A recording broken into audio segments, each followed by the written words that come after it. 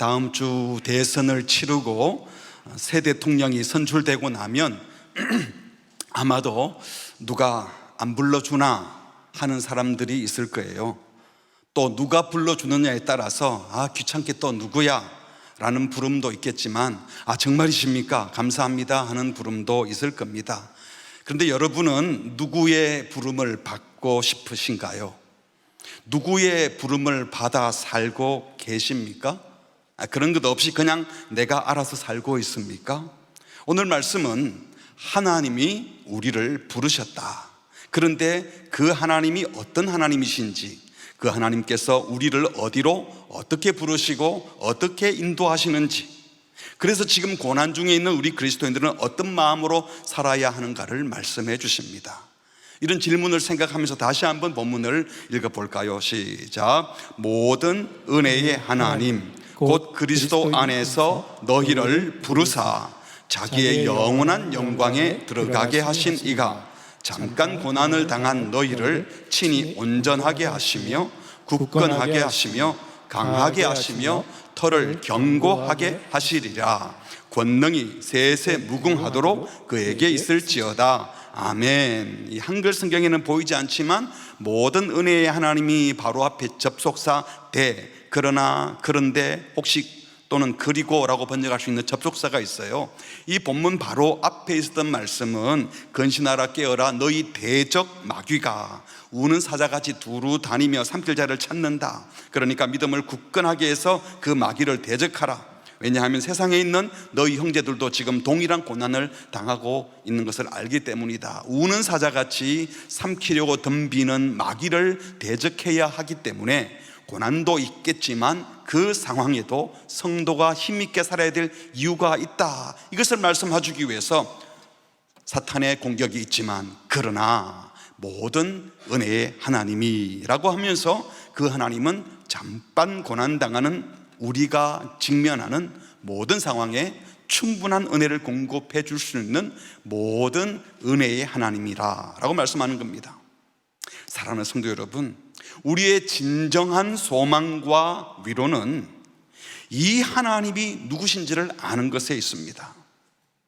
어떤 고난 중에 있어도, 그 어떤 힘든 상황에 있어도 하나님이 누구신지 제대로 알기만 한다면, 그래서 내가 누구의 부름을 받고 누구의 인도함을 받고 있는지 안다면, 그 하나님께서 어떤 상황에도 내게 충분한 은혜를 베푸시는 모든 은혜의 하나님인 줄 안다면 우리 삶은 완전히 달라질 것입니다. 오늘 10절 말씀 중에 특별히 앞부분 모든 은혜의 하나님 곧 그리스도 안에서 너희를 부르사 자기의 영원한 영광에 들어가신 이 부분에 대해서 살펴보려고 합니다. 10절을 다시 보시면 누가 우리를 부르셨다고 했습니까? 모든 은혜의 하나님이 우리를 부르셨다고 했습니다. 왜요? 자기의 영원한 영광이라고 하는 목적지를 정하시고 그 목적지로 우리를 부르셨어요. 부르신 분이 누구라고요? 하나님이십니다. 무슨 말입니까? 우리 인생의 목적과 방향을 정하시는 분이 바로 하나님이라는 겁니다. 그러니까 교인들이 모인 교회도요, 자기들끼리 모여서 우리 교회의 목적과 방향은 이렇게 정합시다, 민주주의식으로 투표해서 정하는 것이 아닙니다. 개인 그리스도인도 마찬가지입니다. 우리를 부르신 분이 하나님이시기 때문에 그 하나님의 말씀을 통해서 하나님이 정해주신 목적과 방향을 찾아서 그쪽으로 나아가야 하는 겁니다. 그렇다면 어떻게 부르셨다고 했습니까? 10절을 다시 보시면 모든 은혜의 하나님 곧 그리스도 안에서 너희를 부르사, 우리를 부르실 때에 그리스도 안에서 부르셨다고 하셨어요.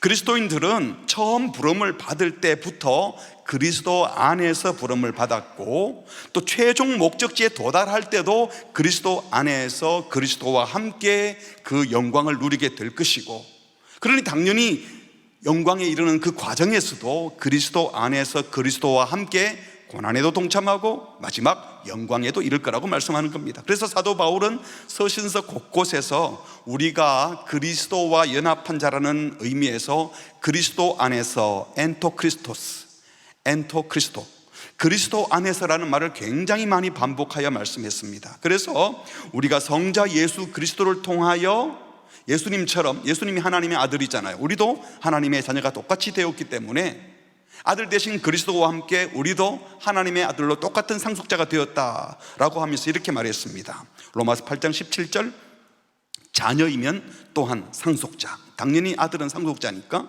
그런데 하나님의 상속자요, 아들 그리스도와 함께한 상속자가 바로 우리라는 겁니다. 그래서 우리가 그리스도와 함께 영광을 받으려면 아들 그리스도가 받은 고난도 함께 상속받아야 된다. 영광만 상속받는 것이 아니라 고난도 함께 상속받아야 한다라고 했습니다. 그렇지만 오늘 베드로 사도가 말한 것처럼 잠깐 고난당한 너희를 이라고 말했잖아요. 사도 바울도 말하기를 생각하건대 그래서 이 현재에 잠깐 받는 고난은 장차 우리에게 나타날 영광과 비교할 수 없다라고 말하기도 했어요. 그래서 우리는 하나님의 부르심을 생각할 때 시작부터 결말까지, 그리고 모든 과정에서 그리스도 안에서 부름받고 그리스도 안에서 그리스도를 따름으로 부름받고 그리스도 안에서 그리스도와 함께 누릴 영광으로도 부름받았다는 겁니다. 그렇다면 하나님이 우리를 부르실 때 어디로 부르셨다고요? 다시 보시면 모든 은혜의 하나님 곧 그리스도 안에서 너희를 부르사 어디로? 자기의 영원한 영광에 들어가게 하셨다. 그리스도 안에서 그리스도 예수를 통하여 이루게 되는 자기의, 하나님 당신의 영원한 영광으로 우리를 부르셨다고 했어요. 이게 자기의 영원한 영광, 하나님 자신의 영원한 영광 안으로 부르셨다. 이 자기의 영광, 하나님의 영광이라고 하는 것은 바로 하나님의 성품이 영광스럽다, 하나님의 다양한 속성, 성품들이 이 세상과는 비교가 안 되는 탁월함이 있음을 영광스럽다고 표현한 거죠. 그리고 이게 영원한 영광이라고 하는 것은 영원히 지속되는 영광, 이 땅에는 잠시 있다가 사라질 그런 영광이 아니라 이 땅에서 영광과는 비교가 되지 않는 하나님 자신의 영원한 영광을 가리키고, 그 영광이 하나님이 통치하시는 하나님 나라에서 누리게 될 영광을 가리키기도 하는 겁니다. 사실 창조주 하나님이 이 거룩하고 빛나는 영광을 가지고 계시는데 그 영광스러운 창조주의 영광 앞에 피조물들은 감히 경외감 때문에 범접할 수가 없어요. 하나님께서도 우리를 이 영광에서 멀리 떨어져 있게 할 것 같은데, 그런데 문제는 모든 은혜의 하나님께서 우리를 자기의 영광 안으로 들어가게 하셨어요. 우리 한글 성경에는 영원한 영광에 들어가게 하신 되어 있는데, 직역하면 자기의 영원한 영광 안으로 부르셨다. 그러니까 우리를 저 멀리 떨어진 채로 멀리서 하나님 바라보면서 와 대단하신 분입니다, 우리는 감히 고개를 못 듭니다, 이렇게 부른 것이 아니라 그분의 그 영원한 영광 한가운데로 이끌 것을 계획하고 결심하고 계시다는 겁니다. 그 영광의 내용이 구체적으로 무엇이라고 지금 명시하지는 않지만 베드로전서 다른 본문들을 보면 충분히 짐작할 수 있습니다. 1장 4절에 보면 썩지 않고 더럽지 않고 쇠하지 아니하는 유업을 있게 하시나니 곧 너희를 위하여 어디에 간직했어요? 하늘에 간직했다. 이 말은 그 영광은 이 땅의 것과는 다르다. 이 땅의 것은 다 썩고 더럽고 쇠하는 것이지만 하늘의 영광은 썩지 않고 더럽지 않고 쇠하지 않는 천상의 영광이라는 것이죠. 1장 8절에서는 예수가 너희를 보지 못하였으나 사랑하는도다, 이제도 보지 못하나 믿고 같이 할까요? 말할 수 없는 영광스러운 즐거움으로 기뻐하나니, 그 영광은 우리 말로 표현할 수 없는 큰 즐거움이 있는 영광이라고도 말했습니다. 그리고 5장 4절에서는 그리하면 목자장이 나타나실 때, 이것은 그리스도께서 심판으로 오실 때를 말하죠. 어떤 영광이라고 했습니까? 시들지 아니하는 영광의 관을 얻는다. 이 편지가 쓰여질 당시 그리스 로마 시대에는 올림픽 제전들이 열렸어요. 수많은 관중 앞에서 승리자가 받는 그 올리브 관, 월계수 관, 이것도 영광스럽죠. 그래서 많은 사람들이 환호를 받습니다. 그 관 쓰려고 얼마나 애를 쓰는지 몰라요. 그런데 그 영광의 관은 결국 시듭니다. 왜? 풀로 만들어진 거니까. 그리고 4년 후에 열리는 경기에서 또 다른 사람에게 그 관을 빼앗깁니다. 그런데도 빼앗길 관, 시드는 관인데도 그걸 얼마나 영광스럽게 생각합니까? 우리가 이 땅에 누리는 영광은 그 정도라는 겁니다. 그러나 하늘에서 받게 될 주님께서 우리에게 허락하시는 그 영광은 영원히 시들지 않는 영광의 관이라고 하신 겁니다. 중요한 것은 이 영광은 죄인이었던 우리는 알지도 못했고 전혀 바랄 수도 기대할 수도 없었던 영광이고, 설사 안다 하더라도 우리가 얻을 수 없는 영광입니다. 우리 힘으로는 결코 도달할 수 없는, 지상의 것으로는 감히 견줄 수 없는 천상의 영원한 영광이라는 거예요. 무엇보다도 그 영광은 하나님이 예비하신 것인데, 그 영광을 우리에게 주시려고 하나님이 우리를, 저와 여러분을 부르셨다는 겁니다.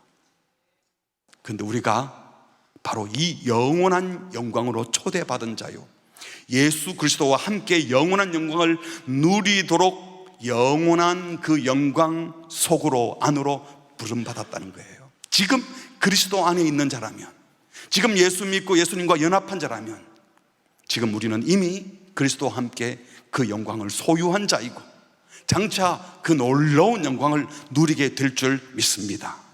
자기 자신이 이런 영광스러운 존재임을 아는 것은, 결국 이 영원한 영광을 얻을 자라는 것을 아는 것은 지금 당하는 그 어떤 고난도 이길 수 있는 자원이 될 것입니다. 그러므로 우리가 이 영광 안으로 부름받았다, 이게 바로 복음입니다. 복음은 당장 이 땅에서 먹고 살 것 주겠다, 이 땅에서 아픈 병 고쳐주겠다가 아니라 우리는 종말에 얻을 그 영원한 영광 안으로 부름받았다, 이것이 진짜 복음인 줄 믿습니다. 문제는 타락한 인간들은 하나님께서 우리를 이렇게 황홀하고 빛나는 영광으로 부르셨다는 사실을 전혀 모르고 있다는 겁니다. 우리 인생의 결론이 이런 엄청난 영광이라는 사실을 모르는 것, 더러도 불신앙으로 받아들이지 않고 있다는 것이 얼마나 불행한 일인지 모릅니다. 타락한 인간들은 자기 스스로 자기 자신을 위한 최선 최고의 것을 결정할 능력을 잃어버린 자들입니다. 그런데도 인간들은 스스로 그 인생의 목적을 찾아보려고 애를 써요. 이런 사람들은 하나님이 준비하신 그 영광을 알려고 하지도 않고 아예 관심도 없습니다. 이것이 그리스도 없는, 신앙 없는 인생의 모습인 것입니다. 그렇다면 여러분들은 하나님께서 나를 당신의 그 영원한 영광 안으로 들어가도록 부르셨다는 사실을 알고 믿고 계십니까? 신자라고 하면서 자신이 이런 엄청난 영광으로 부름받았다는 것을 모른다면 정말 불행한 일입니다. 영광으로 부르시는 하나님의 부르심을 모르는 사람들은 어떻게 합니까? 자기 스스로 자기 인생의 목표를 멋지게 세워보려고 합니다. 그리고 자기 스스로 목적지를 정하려고 합니다. 그런데 잘 모르겠으니까 인간들 가운데 괜찮은 스승을 찾아다닙니다. 책을 읽어봅니다. 좋은 모델을 찾아봅니다. 선배들이 살아온 삶 중에서 그래도 멋있어 보이고 괜찮아 보이는 것을 자신의 성의 목표로 세워보기도 하고, 이런 노력 저런 노력도 기울이지만 거의 대부분, 아니 모두 다 헛발질하는 것이잖아요. 자기도 완전하지 못하면서 이렇게 살아보라 저렇게 살아보라 하는 그 조언하는 선생들 말을 우리가 믿을 수 있겠습니까? 그렇게 애써서 진짜 인생의 길을 발견한 사람이 있던가요? 그러면서 사람들은 툭 하면 말합니다. 내 인생 내가 알아서 할 테니까 간섭하지 말라고. 과연 내가 내 인생을 계획하고 계획한 대로 살 수 있나요? 그래서 내 인생을 내가 책임진다면 어디까지 책임지는 겁니까? 어떻게 책임진다는 겁니까? 말은 그렇게 하지만 조금만 고난이 오면, 죽음이 닥쳐오면 모든 거 다 내려놔야 되잖아요. 정작 자기들의 인생이 어디로 어떻게 갈지도 모르면서 인생은 이런 거야 저런 거야 훈수 두고 가르치지만 다 헛된 것입니다. 이 세상에서도 그렇지만 죽음 이후의 영원한 세상에 대해서는 더더욱 모르고, 죽음 이후를 모르기 때문에 모든 것이 한계가 있는 거예요. 죽음을 두려워하고 죽음 앞에서는 아무것도 못하는 존재들이 바로 인간들입니다. 그러면서도 마치 자기가 인생을 책임질 수 있을 것처럼, 자기 계획한 대로 자기 인생을 살 것처럼 말하는 것 자체가 넌센스입니다. 과연 인생의 목적을, 그리고 그 인생이 살아갈 방향을 인생 스스로 결정할 수 있겠습니까? 그런데 안타까운 것은 그리스도인이라고 하는 분들 가운데서도 마치 자기가 자기 인생의 최종 목적을 세울 수 있을 것처럼, 그리고 그 목적지에 내가 애를 쓰면 이룰 수 있을 것처럼 생각하는 자들이 있다는 겁니다. 그래서 자기가 세운 목적을 이루기 위해서 자기가 세운 계획대로, 자기가 세운 방법대로, 자기가 정한 방법대로 열심히 노력합니다. 그런데 잘 안 돼요. 그래서 신앙의 힘, 기도의 힘, 신의 힘을 빌리겠다고 예배당에 와서 기도합니다. 그 기도의 내용이 뭡니까? 내 뜻을 이루어 주옵소서, 내 계획대로 되게 하옵소서. 엄밀히 말하면 이런 사람은 그리스도인이 아닙니다. 이런 사람들은 행복하지 않습니다. 왜? 맨날 안 되니까. 기쁘지 않습니다. 왜요? 하나님의 부르심을 무시하고 자기가 자기 인생 목적지를 정했기 때문이에요. 죄인이 목적지를 정하고 가면요 불행할 수밖에 없습니다. 하나님께서 우리를 예수 그리스도 안에서 부르셔서 하나님의 영원한 영광이라고 하는 그 목표에 이르도록 하나님께서 멋진 계획을 세워두셨는데, 하나님이 정해두신 그 영광을 구하지 않고 자기가 정해둔 영광이라고 생각하는 거짓된 잘못된 목표를 향하여 가고 있기 때문에 방황하게 되고, 당하지 않아도 될 고통을 당하면서 고통을 당할 때 그 의미도 모르고 힘만 드는 거예요. 하나님의 부르심을 무시했기 때문에 애를 써도 목적이 잘못되었기 때문에 늘 불안한 겁니다. 신앙생활에 재미가 없어요. 의욕도 없어요. 하는 일마다 안 되는 것 같고 하나님이 내 기도에 응답하지 않는다고 원망하면서 힘들어하는 겁니다. 왜요? 애초부터 내가 내 인생의 목적지를 정하고 그냥 이 땅에서 잘 살아보겠다라고 하기 때문에 그런 겁니다.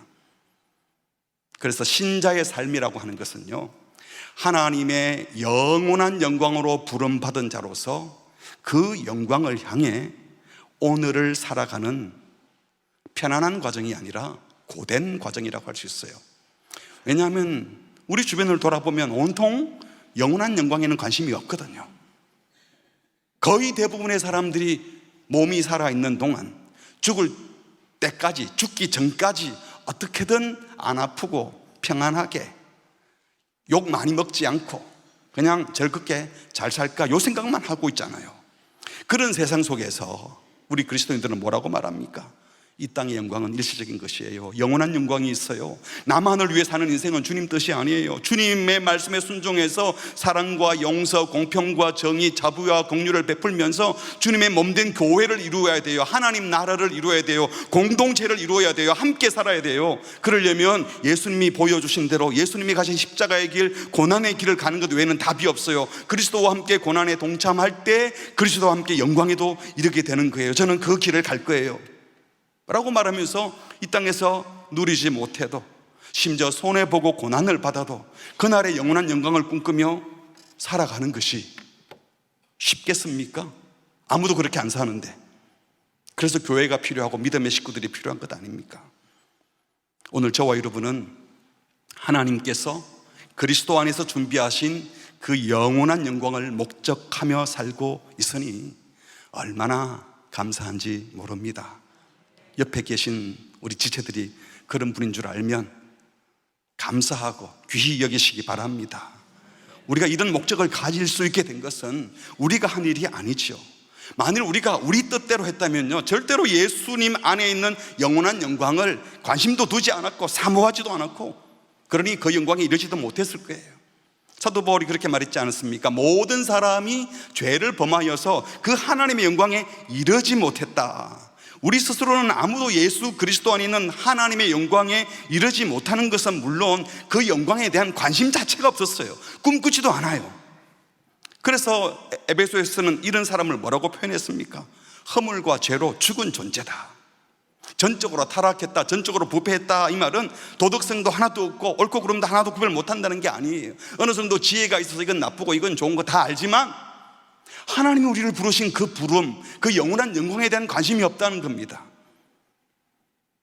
하나님에 대한 관심이 없으니 지옥행인 것이죠. 스스로 힘으로 하나님이 준비하신 영원한 영광을 사모하지도 않고 사모할 능력도 없는 자, 자기 스스로 자기를 구원할 수 없는 자들이라는 겁니다. 그런데 그런 인간들을 어떻게 하셨습니까? 로마서 3장 24절에 보니까 그리스도 예수 안에 있는 속량으로 말미암아 하나님이 대속 제물인 예수님을 보내어 죄값을 치루어 주심으로 말미암아 우리의 공적이 아닌 하나님의 은혜로, 내가 값을 치른 것이 아니라 우리는 값을 치르지 않았는데 값없이 하나님이 의롭다 해주셨다는 겁니다. 이게 은혜이죠.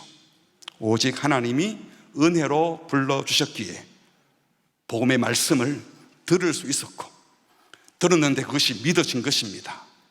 하나님이 은혜 주셨기에 그리스도 안에서 우리를 부르신 그 구원의 은혜, 거듭남, 중생의 은혜, 죄사함의 은혜, 의롭다함을 받는 칭의의 은혜, 거룩함을 이루는 성화의 은혜, 영원한 영광에 도달하는 은혜도 누릴 수 있게 된 것입니다.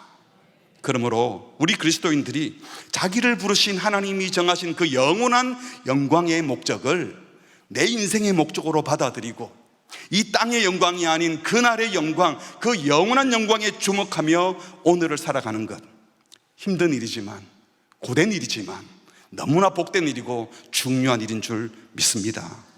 여러분들은 지금 무엇을 바라보며 오늘을 살아가고 무엇을 목적하며 내일을 계획하고 계십니까? 이 땅에 대통령이 잘 뽑히면 새 나라가 올 것 같습니까? 누가 우리를 구원하십니까? 누가 진실로 우리를 영원한 영광으로 인도할 것 같습니까? 이 땅에서 잠시 누릴 행복, 이 땅에서 잠시 누릴 편안, 안전, 평화를 구하고 있습니까? 바라기는 하나님께서 우리를 그리스도 안에서 당신의 영원한 영광 안으로 부르셨다는 사실을 분명히 기억하시기 바랍니다. 그래서 나라는 존재가 얼마나 존귀한 존재인지, 얼마나 영광스러운 존재인지 바라보면서 오늘을 살아가는 복된 주의 자녀들 되시기를 주의 이름으로 축복합니다. 근데 오늘 사도는요, 그리스도 안에서 우리를 당신의 영원한 영광으로 부르신 하나님을 뭐라고 소개했죠? 10절 다시 보면 모든 은혜의 하나님이라고 했어요. 모든 은혜가 어떤 은혜일까요? 베드로 전서에서 이 은혜란 단어를 사용했던 용례를 살펴보면 짐작해낼 수 있습니다. 1장 13절에 보니까 그러므로 너희 마음의 허리를 동이고 근신하여 예수 그리스도께서 나타내실 때에 너희에게 가져다 주실 그 은혜를 온전히 바라라. 최종적으로 주님이 재림할 때 우리에게 주실 은혜, 종말에 주실 은혜를 사모하면서 지금은 근신하여 허리를 동이고 정신 바짝 차리고 살아라. 근데 영광스럽게 받을 종말의 은혜를 바라보면서 종말에 주실 은혜를 말씀합니다. 4장 10절에 보면 각각 은사를 받은 대로, 여기 은사는 기프트, 카리스마를 받은 대로 하나님의 여러 가지 은혜를, 여기 은혜는 그레이스, 카리토스예요. 맡은 선한 청지기 같이, 뭘 맡은? 은혜를 맡은 선한 청지기 같이 서로 봉사하라. 교회 안에서 공동체 식구들을 섬기도록 다양한 성령의 은사들, 재능들을 주셨는데 그게 바로 하나님이 우리에게 맡겨주신 은혜라고 하셨습니다. 그러니까 이 세상을 지나가는 교회가 운영되는 데 필요하게 주신 것들, 이거 다 뭐라고요? 은혜라고 하셨어요. 또 5장 5절에 보면 젊은 자들아 이와 같이 장로들에게 순종하고 다 서로 겸손으로 허리를 동이라. 하나님은 교만한 자는 대적하고 겸손한 자들에게 은혜를 주신다. 하나님께서 당신의 교회를 친히 다스리며 통치하는 방식으로 교만한 자는 대적, 겸손한 자는 누굽니까? 다른 사람과 비교하지 않고 오직 하나님 앞에서만 살아가는 그 사람에게 은혜를 베푸신다. 이게 바로 하나님의 통치 방식이 은혜라는 겁니다. 그리고 오늘 말씀이죠. 우리를 그리스도 안에서 부르셔서 당신의 영원한 영광에 들어가게 하신 분을 무슨 하나님이라고요? 모든 은혜의 하나님이라고 한 겁니다. 그러니까 종합하면 하나님은 우리를, 교회를 처음 부를 때 어떤 자격과 조건이 있어서가 아니라 은혜로 부르셨어요. 그리고 그 교회를 운영하는 방식도 은혜로 각종 은사를 주셔서 섬기게 하시고, 그 교회를 통치하는 방식도 세상의 법이 아닌 은혜의 방식으로, 마지막에 심판대 앞에서 하나님의 영광 안에 들어갈 때도 우리가 행한 대로 갚아지지만 우리가 행한 대로만이 아니잖아요. 결국은 그리스도 안에서 은혜로 하신다는 것입니다. 사도 바울은 이것을 하나님께서 성도 개인을 택하시고, 선택이죠, 부르시고 소명 거듭나게 하시고 중생, 믿음으로 어렵다 하시는 이신칭의, 성화를 거쳐서 영화에 이르는 모든 과정, 즉 구원의 전 과정이 하나님께서 그리스도 안에서 베푸신 은혜라고 말씀하셨습니다. 그래서 에베소 1장 4절에 보면 우리를 언제 택했다고 하십니까? 창세 전에 누구 안에서? 그리스도 안에서 우리를 택했다. 우리가 태어나기도 전에 택했다는 말은 우리에게 무슨 조건이 있어서가 아니라 그리스도가 조건이에요. 그리스도 안에서, 그 말은 하나님이 은혜로 우리를 택하신 거죠. 그렇게 택하신 이유는 우리로 사랑 안에서 그 앞에서 거룩하게 흠이 없게 하셨고, 또 그 기쁘신, 하나님의 기쁘신 뜻대로 우리를 예정하셔서 예수 그리스도로 말미암아, 아까는 그리스도 안에서인데 그리스도로 말미암아 자기의 아들들, 예수님처럼 우리도 하나님의 아들들이 되게 하셨는데, 이는 그가 사랑하시는 자 안에서 우리를 택하신 목적은 우리에게 거저 주시는 바 뭘 찬송해요? 그의 은혜의 영광을 찬송하게 하려는 것이라. 결국 구원받은 백성들은 내가 선택받고 예정함을 받은 것, 예수님을 믿고 구원받게 된 모든 것이 하나님의 은혜라고 노래할 수밖에 없다는 겁니다. 에베소 2장에서는 그는 허물과 죄로 죽은 너희를 살렸다. 여러분, 죽은 자가 살림을 받을 때 죽은 자가 할 수 있는 일이 있겠습니까? 아무것도 못하는 거죠. 전적 무능, 전적 부패를 말하는 겁니다. 그런 우리를 하나님이 살리셨다면 5절에 나오죠. 허물로 죽은 우리를 누구와 함께? 그리스도와 함께 살리셨고 너희는 무엇으로 구원받다? 은혜로 구원을 받은 것이라. 우리가 받은 구원은 전적인 하나님의 은혜라는 겁니다. 그러면서 6절에 또 함께 일으키사, 누구와 함께? 그리스도와 함께 일으키사, 그리스도 예수 안에서 함께 하늘에 앉히셨다. 우리 여기는 앉히신이 되어 있지만 원문에는 앉히셨어요. 완료형이에요. 이는 그리스도 예수 안에서 우리에게 자비하심으로써 그 은혜의 지극히 풍성함을 오는 여러 세대에 나타내려 하십니다. 뭘 나타낸다고요? 하나님의 은혜를 나타내게 하려고. 그리고 8절 같이 할까요? 시작. 너희는 그 은혜에 의하여 믿음으로 말미암아 구원을 받았으니. 이것은요, 구원받은 것도 믿음을 갖게 된 것도 은혜 때문이라는 겁니다. 그래서 이것이 너희에게서 난 것이 아니고 하나님의 선물이다.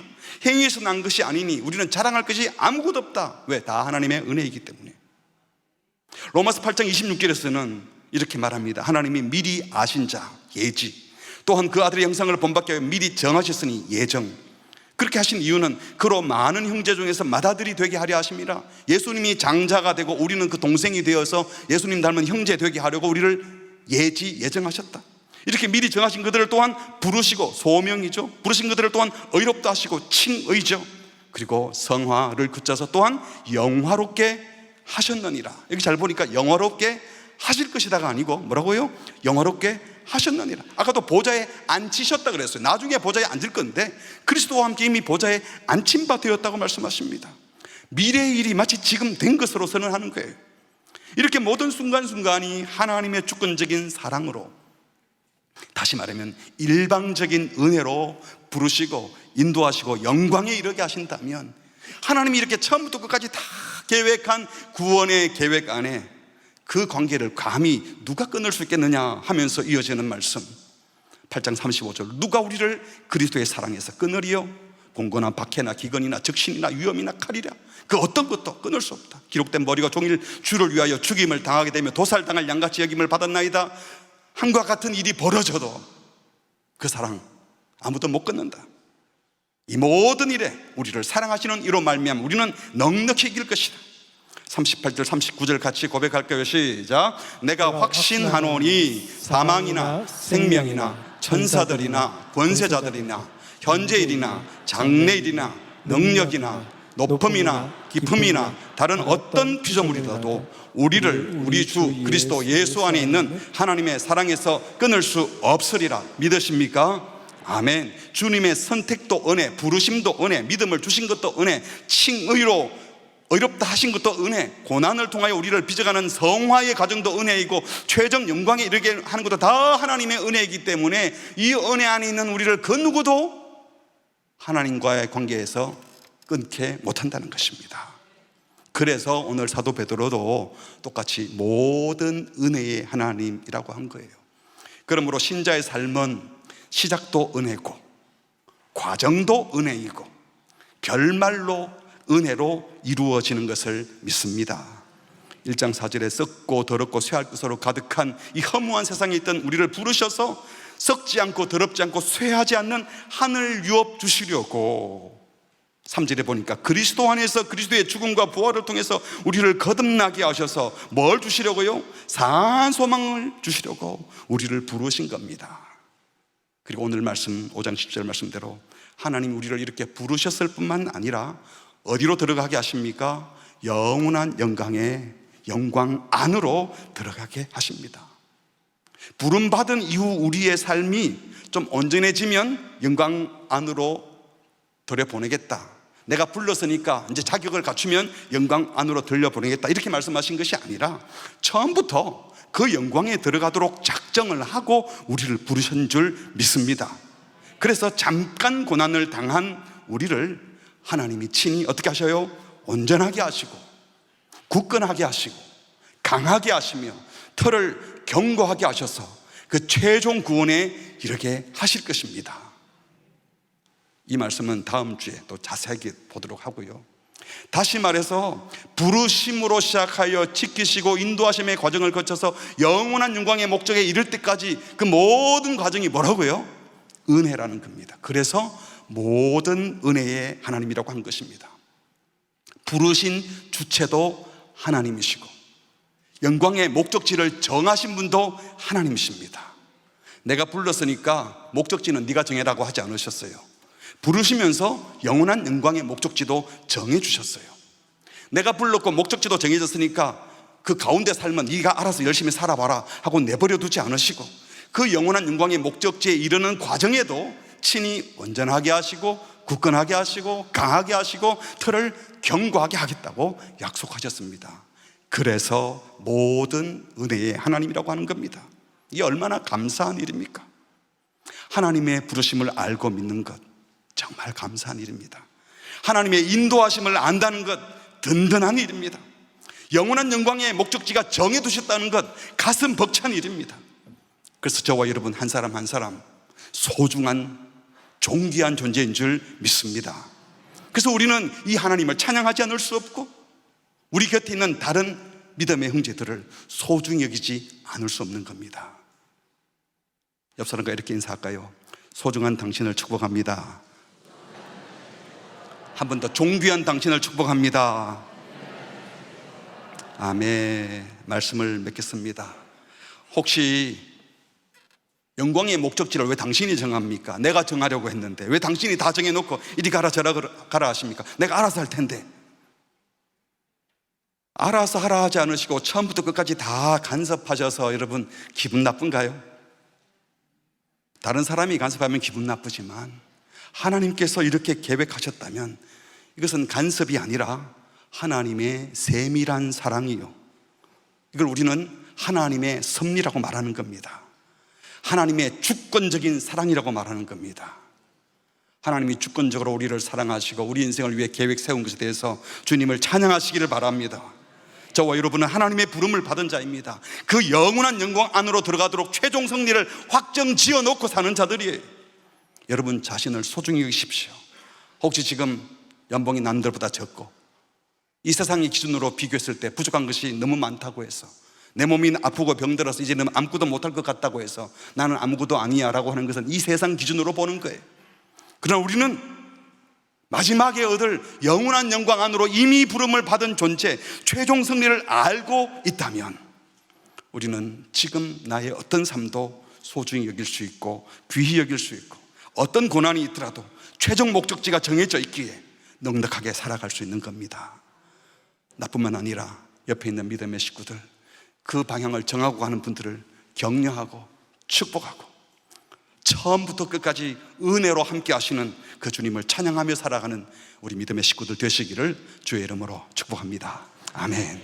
우리 함께 찬양하겠습니다. 나를 지으신 이가 하나님, 나를 부르신 이가 하나님, 나를 보내신 이도 하나님, 또 오늘 말씀대로 영원한 목적지까지 안내하실 분도 하나님, 그 영광을 이루시는 분 하나님, 어떤 상황에도 은혜에 감사하며 살겠습니다. 이 바울의 고백을 또 베드로 사도의 고백을 생각하며 함께 찬양하겠습니다.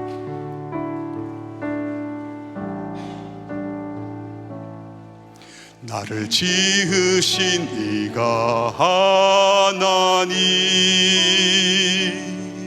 나를 부르신 이가 하나님, 나를 보내신 이도 하나님, 나의 나 된 것은 다 하나님 은혜라. 나의 달려갈 길 다가도록 나의 마지막 호흡 다하도록 나로 그 십자가 품게 하시니 나의 나 된 것은 다 하나님 은혜라. 한량없는 은혜, 갚을 길 없는 은혜, 내 삶을 애워 사는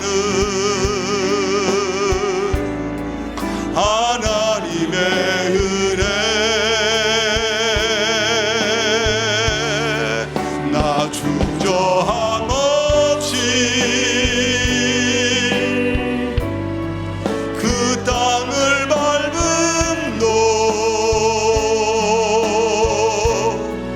나를 붙드시는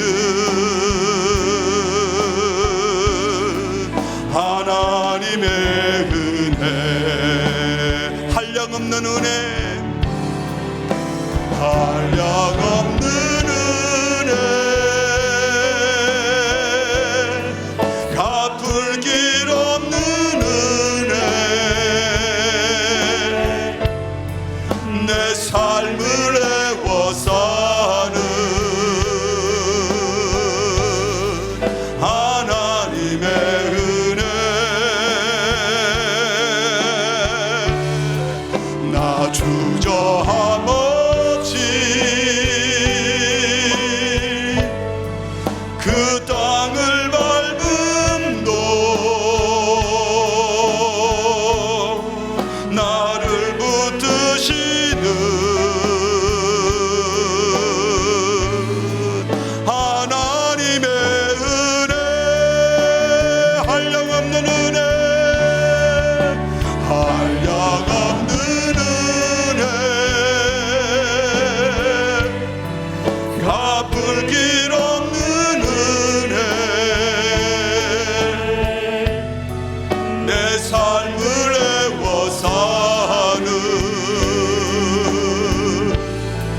하나님의 은혜. 나 주저함 없이 그 땅을 밟음도 나를 붙드시는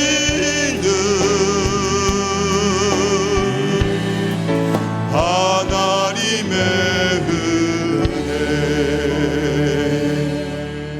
같이 기도하겠습니다. 예수 믿는다고 하면서도 자기가 자기 인생 목적지 정해놓고 왜 내 목적대로 안 되냐고, 내가 생각한 방식대로 안 되냐고 주님께 항의를 한다면 예수를 믿는 것이 아니고 자기를 믿는 거지요. 세상 사람들처럼 똑같이 하는 겁니다. 우상 숭배자들이 그렇게 하는 겁니다.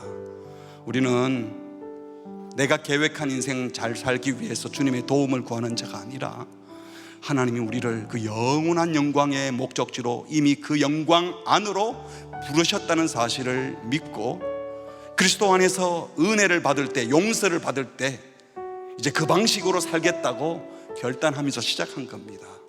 그런데 알고 봤더니 주님은 부르시게만 한 것이 아니라 영광의 목적지도 정해놓고 계셨고 그 과정에도 주님이 늘 함께 하시겠다고 약속하고 계시는 겁니다.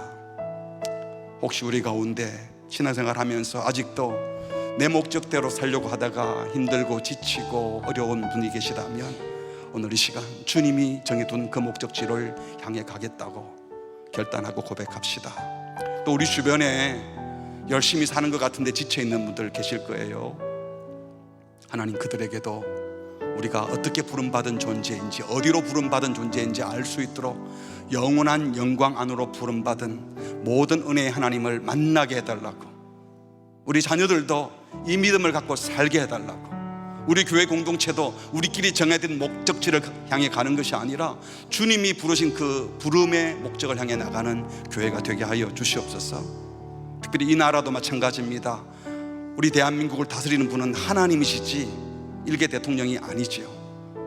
최선을 다해서 우리가 노력할 뿐이지만 결국은 하나님이 일하실 터인데, 하나님 그리스도인들이 우리의 삶을 똑바로 살아서 세상 영광이 아닌 하나님의 영광이 있음을 보여주는 교회 되게 해달라고 우리 합심해서 같이 기도하시겠습니다. 하나님 아버지, 오늘도 우리에게 말씀 주셔서 감사합니다. 우리가 어디로 가는지 다시 말씀해 주시고 우리가 얼마나 영광스러운 존재인지 말씀해 주셔서 감사합니다. 하나님, 저도 이제 보겠습니다. 마치 이 땅에 정치인이 무엇을 하는 것처럼, 정치가 무엇을 하는 것처럼, 세상 사람들이 무엇을 하는 것처럼, 세상 명예와 권력이 무엇을 하는 것처럼 하나님의 세상 것 바라보며 살았던 잘못을 용서해 주십시오. 주님이 일하시는 것을 믿습니다. 주님이 그 최종 영광을 위하여 우리를 부르셨음을 믿습니다. 하늘의 가치를 드러내며 살게 하여 주시옵소서.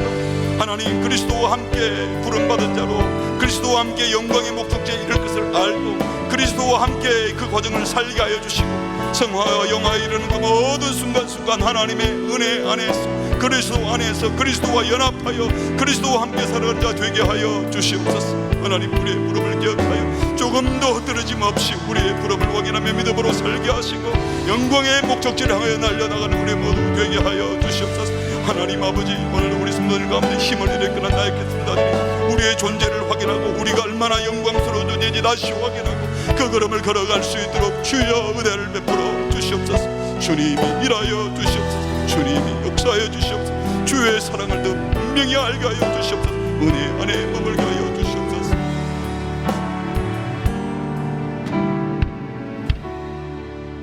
허물과 죄로 죽었던 우리를 아무 자격 공로와 상관없이 그리스도 안에서 우리를 예정하시고 우리를 부르시고 죄 사해 주시고 의롭다 해 주시고 성화를 이루는 과정, 영화에 이를 때까지 계속 함께 하시며 우리를 인도하시는 주님을 찬양합니다. 영광의 목적지가 이미 정해져 있는 하나님 당신의 그 영원한 영광 안으로 부름을 받은 존재들인데 이 땅에 썩어 없어질 것들, 잠시 있다가 사라질 것들, 더러운 것들, 허무한 것들에 마음 빼앗기며 혼란스러워했던 우리를 주님 용서하여 주시옵소서.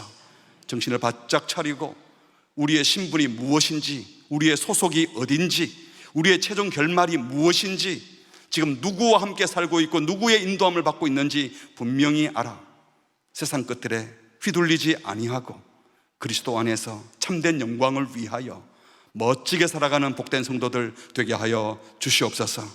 특별히 이 나라를 불쌍히 여겨주셔서 대선 전국에 많은 혼란과 불신과 서로 비방하는 말들이 많은 하나님 나라 가치가 아닌 것들을 보면서 실망하지 말게 하시옵고, 그럴수록 그리스도인들이 세상 이념과 정치에 편성하여 말하고 행동하는 것이 아니라 하나님 나라가 이런 것이라고 교회 공동체의 모습을 통하여 성도들의 삶을 통하여 우리의 인격을 통하여 드러내게 하여 주시옵소서.